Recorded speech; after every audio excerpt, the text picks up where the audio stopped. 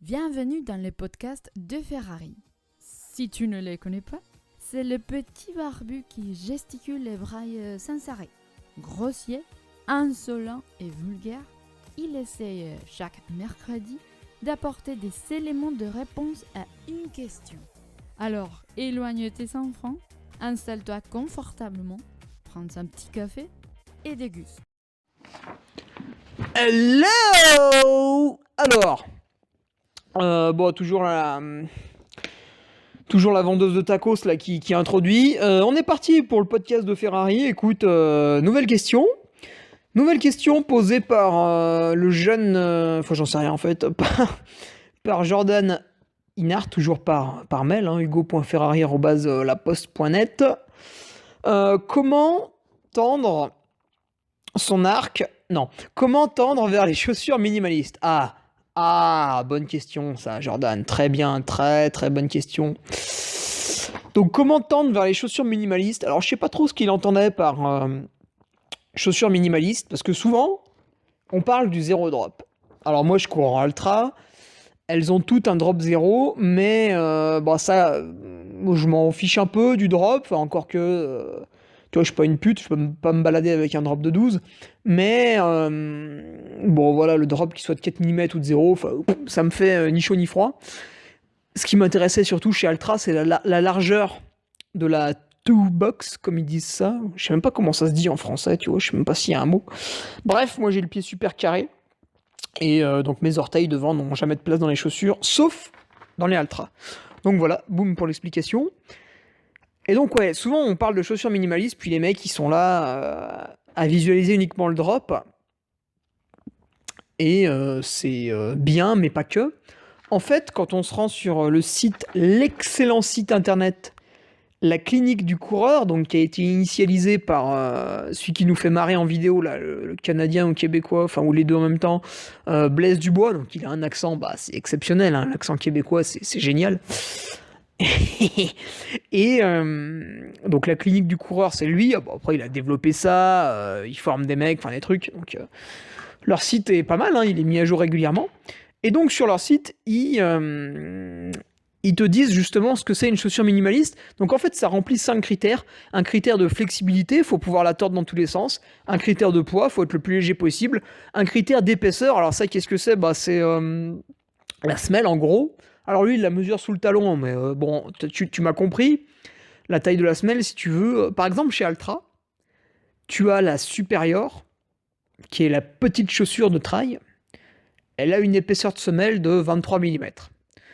Et tu as l'Olympus, donc qui est la grosse chaussure, et de mémoire c'était 39 mm. Donc rien que là, tu comprends que la Olympus est déjà moins minimaliste que la supérieure, tu vois, c'est ça. Après, autre critère, c'est un peu est-ce qu'ils ont rajouté des saloperies qui font de la stabilité? Donc tu vois, il y a eu une mode qui a été initiée par tous les tarés, Mizuno, ASICS, tu sais, qui voulaient que tu sois plus en pronation, ou je sais pas quoi, on s'en fout, putain. Et ils mettaient des contrôleurs de pronation, tu vois, des espèces d'inserts dans la semelle de la chaussure. Enfin, tu vois, les mecs sont starbés. Bon, déjà, c'est des Asiatiques, donc, tu vois, ils réfléchissent pas comme nous. Mais tout ce qui est technologie de stabilité, plus il y en a, plus c'est de la merde et c'est pas minimaliste. Et enfin, 5e et dernier critère, le drop. Alors le drop, qu'est-ce que c'est? C'est l'écart entre le devant et le derrière, donc le relevé du talon, quoi. Par exemple, tu prends une vieille paire, tu vois, une paire dans les années je sais pas combien, où on s'en battait les couilles. La ASICS Gel Trabuco, tu vois, la chaussure qui est le moins minimaliste par excellence, mais qui est très populaire.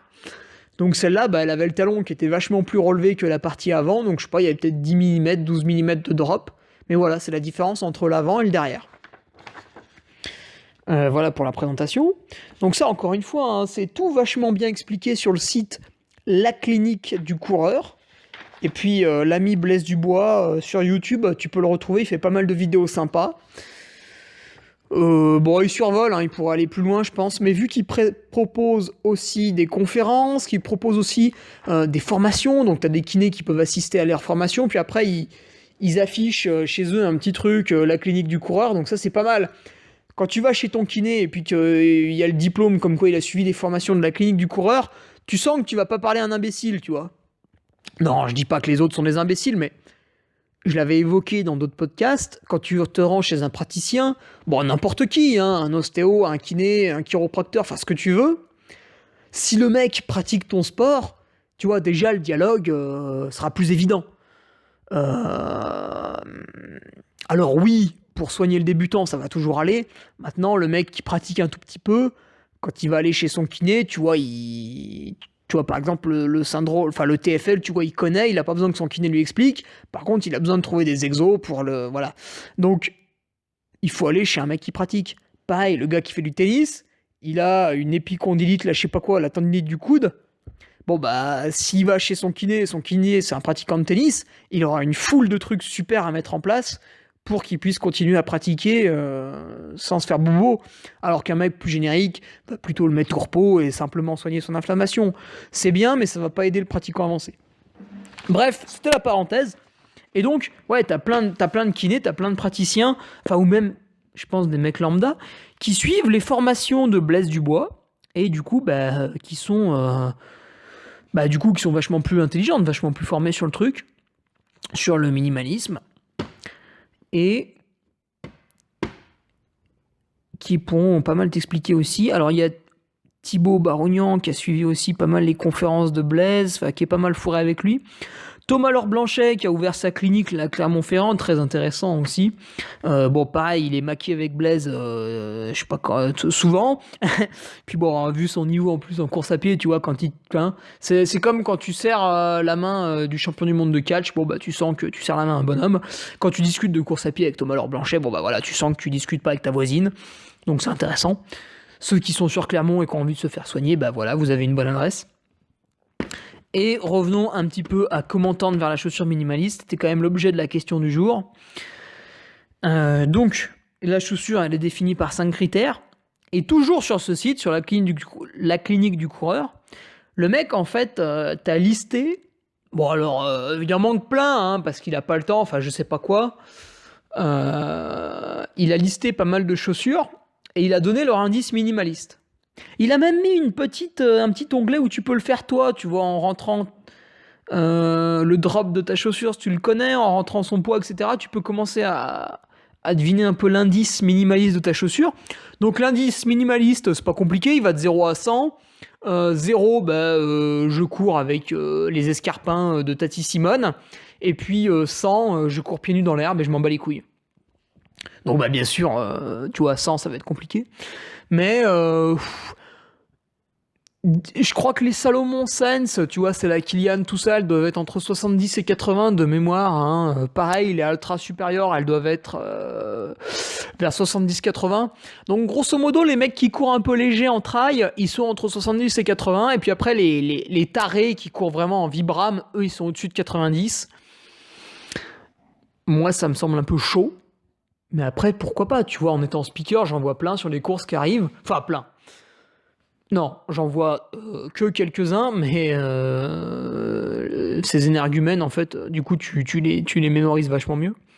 Tu sais, le mec qui arrive en tatane après un ultra, bon, ben voilà, il fait rêver, quoi. Donc forcément, tu t'en souviens. Le mec qui arrive pieds nus, je pense à l'éco-trail du massif des Brasses, le mec qui arrive pieds nus à l'issue d'un 35 km, 1500 mètres de dénivelé, bon, ben voilà, tu t'en souviens, quoi. C'est pareil.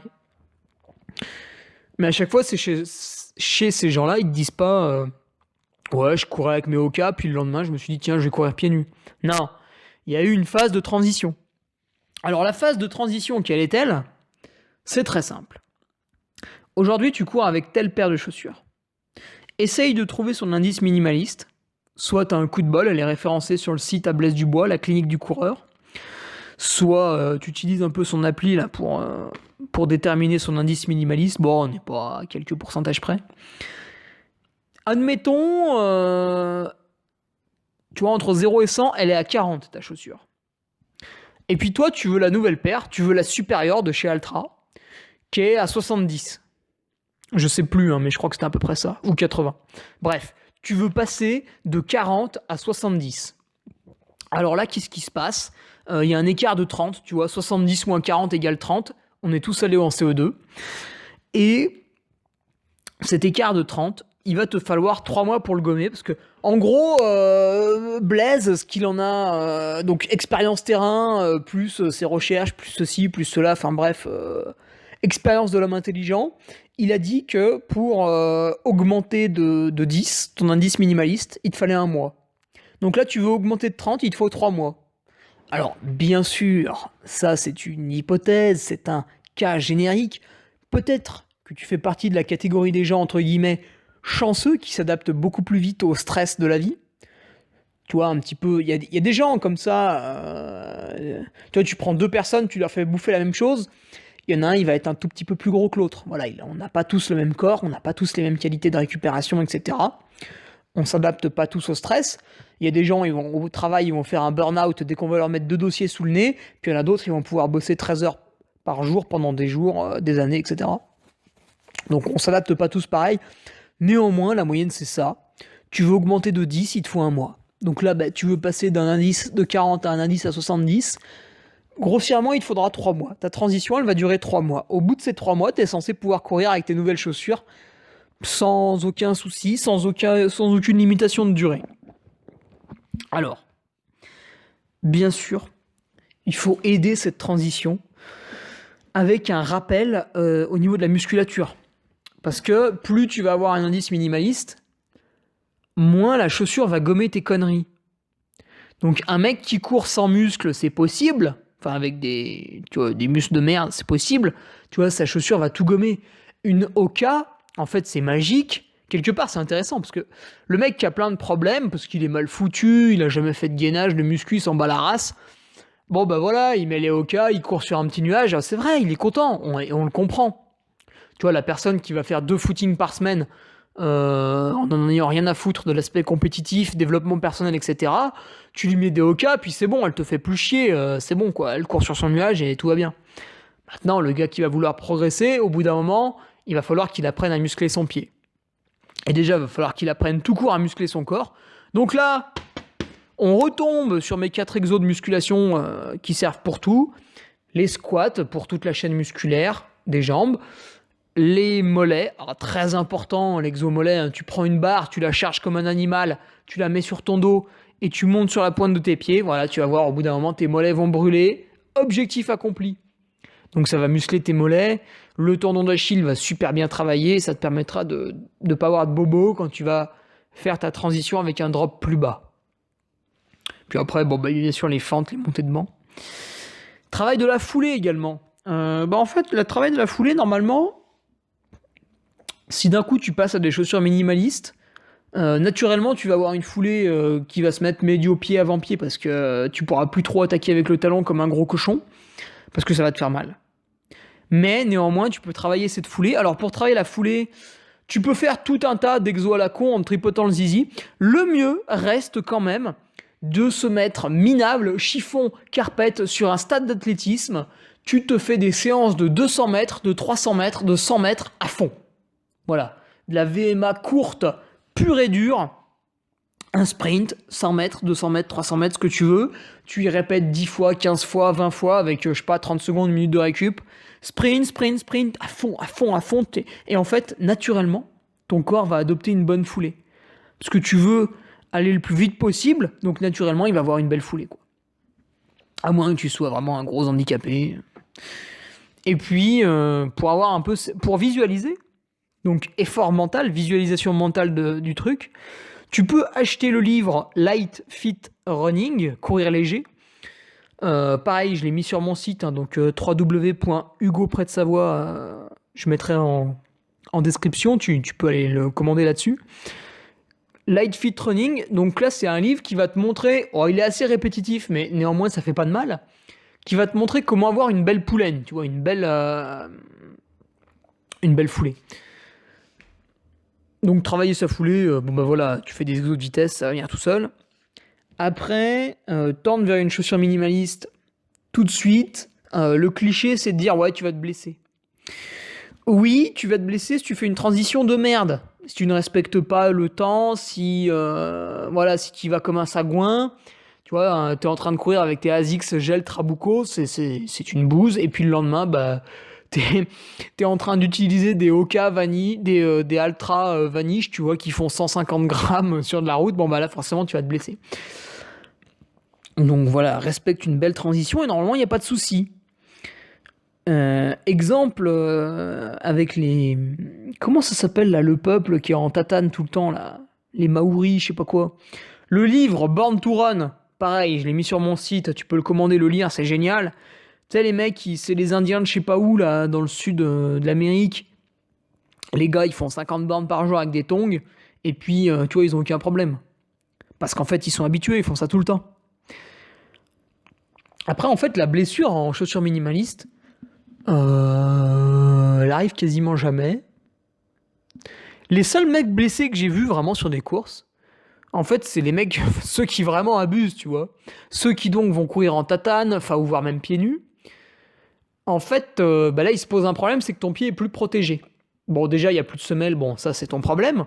Mais ton pied est plus protégé. Donc, en fait, par exemple, je vois l'an passé, j'animais l'Ultra du Sancy. Puis, il y a un mec, bien classé, hein, il était dans les 10 ou les 15 premiers. Il arrive en tongs. Donc là, tu vois, 10 minutes après que j'ai fini de rigoler, je vais le voir et je lui passe le micro pour qu'il nous fasse part de son expérience rocambolesque. Et le mec avait un pied en sang. Et il me dit, tout s'est bien passé, jusqu'au moment où j'ai touché un rocher, quoi. Donc je touche un rocher, et étant en tatane, voilà, c'est l'orteil qui prend, ça me l'a dégommé, puis voilà, ça saigne, quoi. Il y avait sa femme à côté qui était un petit peu contrariée, j'ai vu, mais bon. Donc voilà, la blessure, un petit peu, c'est ça. Mais si la transition est bien réalisée, il n'y a pas de souci. Puis après, forcément, si tu cours pieds nus, tu prends un bout de verre, ça coupe. Bon, voilà. Je vois l'autre fois, je rentre d'un footing. Dans ma semelle, il y avait un espèce de clou qui était planté en diagonale. Donc heureusement, il n'a pas traversé, il m'a pas planté dans le pied. Mais avec un truc minimaliste, j'aurais pu me blesser, quoi. Donc voilà, j'ai fait le tour, bien pensé à travailler le pied. Alors travailler le pied, moi j'ai parlé de la muscu, mais travailler le pied ça peut être aussi simplement faire 20 minutes, 10-20 minutes pieds nus sur une belle pelouse, tu vois. Un stade de foot, un hippodrome, tu vois, un truc comme ça. À la fin de ta séance ou au début de ta séance, t'enlèves les baskets, tu trottines un peu là, 10-20 minutes, et tu vas vachement bien sentir le sol. Tu vois, ton pied va venir mordre le sol, va venir griffer le sol. Et en fait, ça va faire travailler toute une foule de petits muscles dans le pied. Si t'as pas envie de le faire, tu peux faire plus simple. Chez toi, tu mets une serviette par terre, puis tu viens là gripper avec tes orteils. Voilà, mais bon, je trouve que c'est vachement chiant. Après, il y a tous les exos un petit peu de PPG.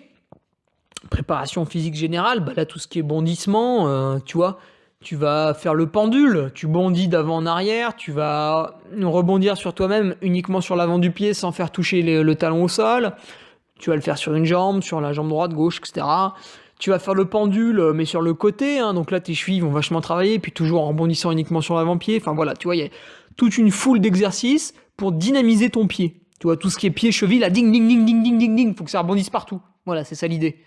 Après, l'exercice, ça peut être celui-là ou celui-là, on s'en fout. T'as compris le but. Donc voilà mon Jordan pour tes chaussures minimalistes. Voilà. Lis-moi ce site magique, la clinique du coureur, en long, en large et en travers. Une foule d'informations intéressantes. Là, je n'ai fait qu'un bref résumé, mais vraiment, le mec construit le truc de plus en plus. Enfin, son site est génial, tu vois. Chaque jour qui passe, il est de plus en plus génial. Et voilà, pour la transition, fais ça dans les règles de l'art. Ne passe pas à côté de tous les exercices pour te muscler, pour muscler ton pied et ta chaîne aussi, parce que tu vois, c'est comme là, je parle de la rééducation de ma cheville. Et les mecs disent, quels exos tu fais pour la cheville? En fait, c'est pas un exercice pour la cheville. C'est un exercice pour toute la chaîne musculaire qui vient se greffer sur la cheville. Parce que ça n'existe pas, une cheville forte. Enfin, à moins de la strapper comme un connard ou de mettre un plâtre, tu vois, elle est pas forte. C'est la tension musculaire qui est au-dessus.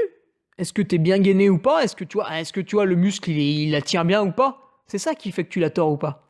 C'est pour ça que tu te tords la... Enfin, on y reviendra plus tard, c'est pas l'objet du podcast, mais c'est pour ça qu'on se tord la cheville à la fin des sorties, parce qu'on est fatigué ou plus attentif, du coup le muscle, il s'en bat les couilles, il retient plus rien, et boum, la cheville part, quoi. Voilà. Tu vois, en fait, c'est simple. Donc, je te laisse là pour les chaussures minimalistes. Encore une fois, n'aie pas peur de ce mot, hein, c'est uniquement un cliché. Essaye de progresser dans le minimalisme game. Donc c'est-à-dire, voilà, aujourd'hui tu cours avec une certaine chaussure, elle a 40, 50, 60, 70 d'indice minimaliste. Pourquoi ne pas passer à une chaussure qui a un indice minimaliste 10 au-dessus ? Écoute, voilà, c'est un axe de progrès comme un autre. Donc je te laisse là avec ces indications. Je te fais un bisou, mais pas trop quand même, parce qu'après ça va être beaucoup trop aidé. Et on se retrouve la semaine prochaine. Voilà, pareil, même ambiance. Voilà. Allez, salut. Épisode terminé. Il est disponible sur YouTube, SoundCloud et Facebook. Dans un élan de gentillesse, il le laisse libre de téléchargement sur SoundCloud et sur son site internet. Les liens sont dans la description. Si tu veux qu'il se tortue l'esprit sur ta question, harcele-le par mail. hugue.ferrari@laposte.net. À mercredi prochain.